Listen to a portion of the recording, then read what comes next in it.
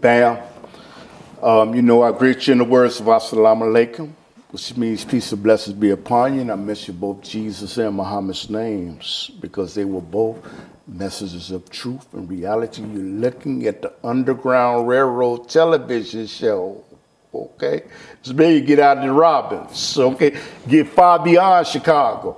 But this will be on YouTube. And I have the opportunity to interview the zoning individual in charge of zoning in Robbins, the Robbins community. I've been out there. Who knows? It's not him saying it. He may end up being mayor one day. And I was laughing. I was laughing and talking to him about that. But you know what? He said, "No." But you know what? Only Allah knows. Only God knows that. You know, because responsibilities and things are thrust on people that are great people that are not necessarily looking for that power, and great things come from that. Yeah. You trying to edge them on. So, brother, my name is Clifton Bradley. Can you please make an introduction of yourself? Sure. My name. Thank you. Let me say one thing. He never said he was going to run for mayor. That's me saying it. Go ahead. Thank you, brother. I really appreciate you having me here. My name is Darrell Mitchell, and I am the Planning and Zoning Commissioner for the Village of Robbins. This is my third term that I have been appointed to, and with our new administration, our new mayor, he saw fit to appoint me to a third term, and so I'm happy to be here to represent the village, to speak about the village, to talk about Mayor Bryant's leadership and just some of the things that he wants to do. So I just appreciate you inviting me out. I would like to know, for individuals that do not know, what are the boundaries of the, I'm not going to say buffer zone, that's the wrong word. What are the boundaries of Robbins? The boundaries of Robbins start from 135th in Kedzie all the way over a little bit past 135th in Pulaski, all going north to 139th or Clare Boulevard, coming all the way back over to 139th in Kedzie. So that's sort of the square mileage of the village. But the village of Robbins is a nice sized community. I would like to ask you, so you ran for election? No, actually I didn't run. I was appointed. Okay. What is the process to get appointed anyway? If you don't mind, is there like a criterion to of course be appointed? Of course. I mean, when you're appointed, I mean, obviously the leadership sees that you have the knowledge and you have the aptitude to be able to carry out whatever that position is, and so because of my background in accounting and real estate, that was one of the reasons why the past mayor and the current mayor had, elected me, or appointed me to be that position. What college did you go to, if you don't mind me? What college? I went to Western Michigan University for 3 years. Are you out for Omega? What are you? Omega. Oh. Omega. Y'all hear that? Okay. So your brother's out there. Yes. Okay. But you are, head of zoning, and can you know what zoning? What my understanding is, you decide how liquor stores going to be, how they have to have amount of restrooms and recreation. So what exactly does the term zoning mean? Because if somebody say, what does zoning mean? And then I'm going to follow up. So planning and zoning, my position, it entails not only working with our comprehensive planner to figure out what areas within the village are appropriately zoned for, whether it be commercial, residential, recreation, residential. That is our job to oversee that process. When there's a commercial developer that wants to come to the village, Our job is to identify the areas that are designated in the best interest of a business along the commercial corridor. So that's what our job is. If there's a business that wants to come to the village, and it's a type of business that we're advocating for, we can point that developer or that business or that entrepreneur into the right direction as to what area is going to be best suited for the type of business. And I'm listening to you, and what, you sound very professional. And you know what, in Chicago, zoning, they may pay the zoning people a certain amount of money to overlook things, and you don't sound like you would even think about doing nothing like that. Hey, give me that liquor license and I'll give you $1,000. You don't sound like you would do something like that. I don't even. And that is good. No, so my position is an unpaid position. This is an appointed position. This is pretty much a volunteer position for me. And, like I told Mayor Bryant and the previous, I'm here to do whatever, is required of me to do for Robbins. I grew up in Robbins, and so that's just a part of my DNA. So whatever I can do, I'm going to be there to help to facilitate the growth of the Robbins community.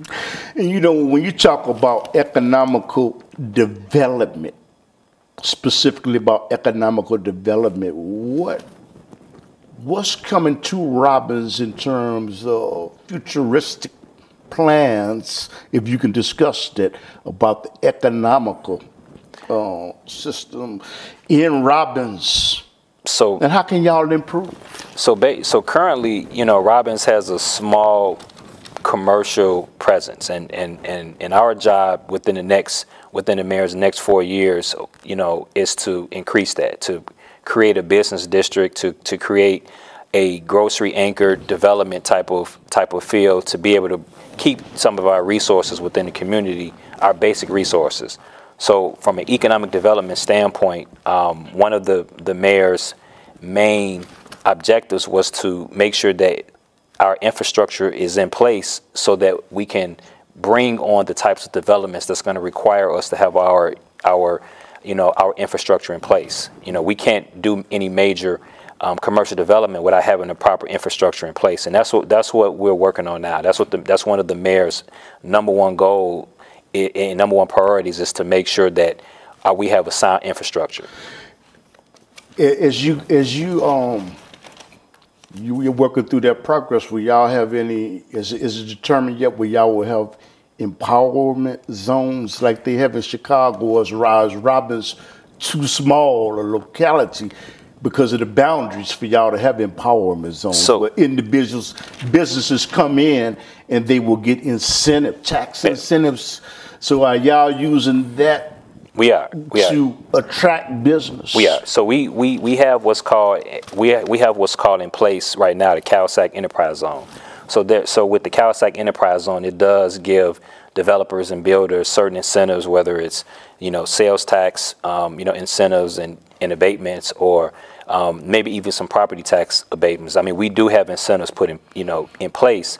That specific term, empowerment zone, those types of areas are designated typically by the governor, and right before the new governor was in place, I mean, we did, myself personally, we did advocate for Robbins to be in what's called opportunity zone, but there was only a certain amount of suburban areas that were approved for opportunity zones. So we have, as a home rule community, we can offer our own types of incentives for those developers and business owners that want to come to build. So it just depends. Whatever is asked, then we can look into it to make sure that that it's relevant. What is Robbins as the community of Robbins grows, what type of opportunities will exist for individuals that want to be included in that enriched community? So that's a great question. I mean, right now there's a residential development rush that's going on right now. We have two African American developers who are doing some great things.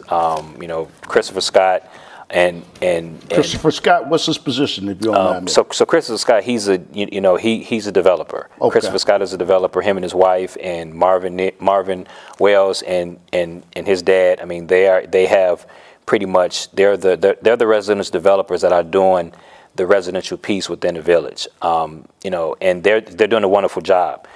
When the fact that they're building the residential piece is inviting new residents into the village, and so those individuals that come to the village, if they come to the council meetings and get to know who the players are, anybody can be included. We don't exclude anybody from wanting to have a voice. I mean, we encourage that. Mm-hmm. That way, we get the full input of those residents and those members that have a vested interest in the village and in the growth. So, we open it up to any and everybody who's looking to help build Robbins.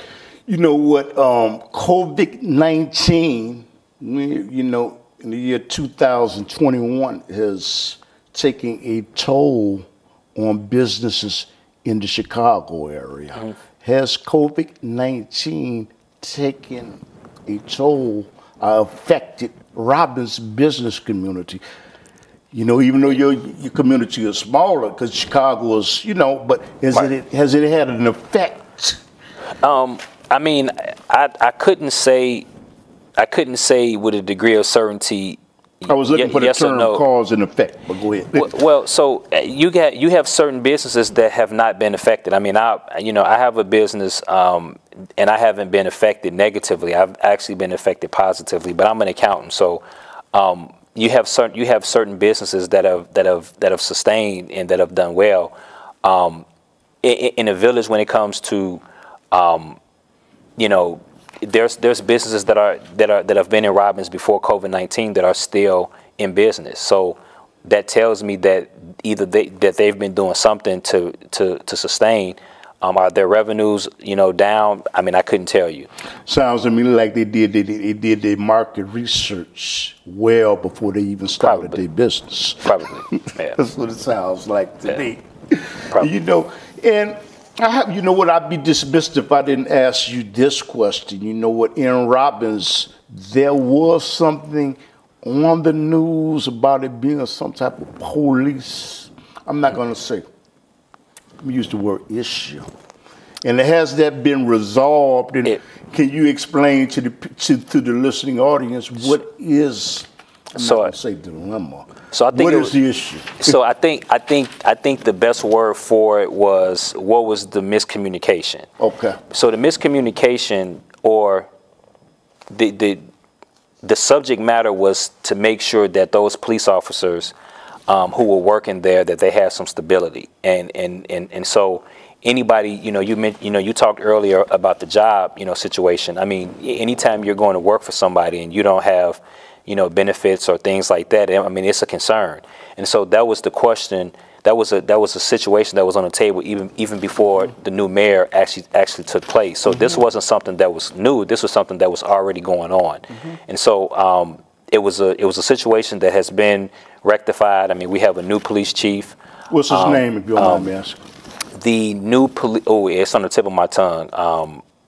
I'll have to come back to you as far as who the new police chief is. However, we do have a new police chief. I know that there was some talk about having more concrete salaries and things of that nature. And I know that the mayor, he spoke about it, and he addressed the fact that we were going to be on top of making sure that those police officers that had a concern, that it was addressed. And I believe, the village wasn't without any security or anything for that matter. I mean, it was a temporary, miscommunication that did get resolved. So, with the new administration, I mean, we're just trying to look, we're trying to do things progressive, and we're trying to make sure that everybody's being taken care of instead of taken advantage of. I'd like to ask you something about the mayor. Who was the last mayor? And the current mayor, has he made improvements from the previous mayor to help helped Robbins to grow? Who was the previous mayor? So the previous mayor was Tyrone Ward. You know, Mayor Tyrone Ward. He was the mayor for 2 terms, and prior to him being the mayor, he was a trustee. And you know, this is not to take anything away from Tyrone Ward, because he did some great things, you know, for the village. However, when I decided who I was going to support, I knew that when I had a conversation with Darren Bryan at the time, you know, he came to me and said, "Hey, you know, Darrell, you know, this is what I'm thinking about running for mayor, and you know, do I have your support?" And I just said, "Hey, listen, you know, you tell me what your agenda is, and you tell me what you plan on doing, and let me make sure that that's in line with some things that I would like to do, and that I think are the right, is the right direction, and I'll support you." And so after having that conversation, I felt very comfortable with supporting him, and I didn't just talk about it, but I did what I needed to do to publicly, whether it was put a sign in the front of my yard, to be able to do that, to show him that I was serious about what I was, How do you differentiate? I mean, how do you, how do their leadership skills differ, and how do their visions differ about the future of Robbins? So I think that's a great question. So Mayor Bryant ran on being transparent and being visible. And since day one, I mean, he's been just that. Even speaking about choosing of our new police chief, I mean, typically that is a mayor's decision, and that is a decision that a mayor makes without having, any public opinion. But Mayor Bryan actually, had 2 individuals that, came to our basically, they came to Robbins, and it was a public forum where we, as citizens, we asked questions, and we sort of gave our input on who the best candidate was. And when he said that he was going to do that, he kept his word. And that's one of the great things about Mayor Bryan. He's been very transparent and very open about communicating and having the citizens to have an input. Mm-hmm. And so I think that in my opinion, the stark contrast between the two is Darren is just, he's just really been more open about the process, and just, with him having, just a different vision, and so that's one of the things that I like about him being a young leader. He is able to spur some of these other young leaders to, to step up. And with him being the youngest, and I don't want to just say the youngest African American mayor, but he's the youngest mayor. Period. Mayor Bryan just turned 30. When he became 30 years old. When he became mayor, he was 29. So he became the youngest mayor in the state of Illinois. Period. Black, white, whatever. He was the youngest, and that was a testament of us members of the community believing in his leadership. And he's a smart dude. Bachelor's, is he attorney? If you don't mind me, is he attorney? No, he's not an attorney, but he has a bachelor's, he has a master's. I mean, he's a smart dude. I'm not gonna say kid. I'm about 15 years older than Darren, but he's a smart young man. He has, even though he's young, he has a lot of older mentors and older folks that he has in his network that he can call on to help him make, very difficult decisions. And that's what I find, that a lot, I think that's a lot of older people's problem. When they see people that may be smarter, brighter than them, they feel get intimidated. Threatened. Of course. It's like all the people that are just helping me right now, I don't feel threatened by their knowledge. I embrace it. Yeah. Because you know what? It's enhanced. It's no ego. It's beautifying what I do. Right. The Audrey K show, Elmer show, this about that, all these people. But you can't feel threatened. No. But then, wouldn't you say to not feel threatened, you have to know who you are? Exactly. I mean, we all, my philosophy is everybody should be able to bring a certain core competency to the table, and so we can't we're not the masters of all trade. We're not we have to understand that we have a role, and in this case, Darren's role is going to be to create a great team, and him, we entrust in Darren to make those decisions. That's what we voted for him to do. I'm probably not going to agree with everything that he decides to do, but that's why it's a good idea to respect each other's opinion.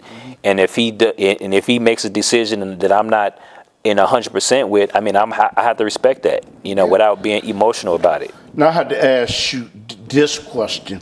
You're going to say this is going to be a strange question, because you know what? Somebody that believes in volunteers, I would like to ask you, what did you learn from your mother and your father to instill this to you? That's a greatness, to volunteer your time. So you had to get something from your parents. So what did you learn from your mother and father, and what did they share it? Because there's somebody watching. Well, I've learned from my parents is never forget where you come from. Their names? So Lula and Larry Forson are my grandparents, and those are the parents that I grew up with from Robbins, and I've watched my grandmother be a staple in the community, from being on different boards and being the secretary. She's done a lot of things, and I've seen the love and the concern that she has for Robbins. Robbins being such a historic community, it just became second nature for me to want to make sure that I didn't forget where I came from, and that I was contributing to my community. One of my fraternal principles is community. It's to do for your community. And so your mother and father and grandmother, they were always about community, and they installed it. You know what? When I interview people, your status, I'm always interested in knowing what were their parents like and what they installed, because perhaps that can inspire somebody else. Yes. You married? You don't mind me asking? No. I was going to I'm ask. not married. Because usually behind a man is a wife. I've had great mentors and great examples of family, and that's the reason why I'm still doing what I need to do for the village of Robbins, for my family as well. I'm a businessman, so I'm not, obviously when you do something and it's for the love of it, the money and everything else is going to come. So I don't do it for the money. I do it because it's my duty and because it's something I should do. Hey man, I'm doing the cable access show. I definitely don't do this for money. I'm doing it for, you have a passion for what you're doing. You have to have a passion for what you're doing. And you know what is your recommendation for young people that want to volunteer to help to enrich Robbins that live in their community? Can you talk to them? Yeah, for those, how do they get started? They can open up their mouth and say, "Hey, what can I do to help? What can I do to make an impact?" That is some of it is going to be left up to us to go out there and pull those individuals and say, "Hey, look, I need your help." Sometimes the young folk won't necessarily volunteer, but if you go out and you say, "Hey, look, I need your help," a lot of them won't deny you. It's just sometimes it needs a little bit of a nudge for you to get somebody on board. And then you got to incentivize. You got to make sure that if we go out and we get somebody, people are motivated by some type of incentive, whether it's money, whether it's financial, whether it's whether it's a long-term benefit, it has to be some type of incentive that motivates them to want to jump on board to help out. And when we talk about Robbins, since there's a new mayor, of course you on his team, how has it blossomed? How has it progressed? How has it improved since the transition of the last mayor? Well, I think so. One of the main things is, we have half of our board of trustees are new. We have trustee Michael Collier, we have trustee Greg Jackson, and we have trustee Tiffany Robinson, who are the new trustees. And since the mayor has taken his transition, everybody has been active. They've taken on roles, in different departments, and they've been visible. They've gone to events and things like that to represent the village, just like what I'm doing now. This is, I'm not the only person that's out there advocating. Can you give us an example of something tangible that you can see the improvement, the way it has flourished since the new administration? Just the feel and the anticipation of a better Robbins. You have more citizens that are coming to council meetings. You have more, on a social media tip, there's more people who are actually, interacting in the social media networks, in Facebook and Twitter and Instagram. There's a lot more citizens that are actually hands-on and making sure that they have an input. So that's one of the things that I see. I see a lot of positive, interactions within the community. And you see, I'm listening, and it sounds like you're saying, if I'm misinterpreting what you're saying, please tell me. You're saying that younger people are getting involved. Yes. And that's essential. Yes. And can you want to give your telephone number? That may be something that you want to specifically say. Give your telephone number and information, because we got 2 minutes left. No problem. So one of the things that I want to invite is anybody who has an interest in economic development and who want to bring some type of business to the village. Definitely give me a call. You can call my office at 773-863-7700, extension 201. Actually speak to me, and I can have a sit down and talk to you about some ideas that you may have as it relates to coming to the village. And so, what is your email address? My email address is d_Mitchell@omega-incorporated.com. This will be on YouTube, and for individuals that want to help Robbins to grow and want to enrich it. Invest in Robbins. We can't say that, okay? But I guess we did say it. Yes, sir. And I just want to thank you for accepting the invitation to come on the Underground Railroad television show. Thank you. This will be put on YouTube, and maybe one day I can get you and the mayor to come on. I would definitely try to. I'll definitely make that happen for you. So I want to say assalamu alaikum to everybody. And I want to thank Mr. Mitchell. Thank you. Coming on, I say that humbly. Thank you. Now I'm thinking more of myself than what I am.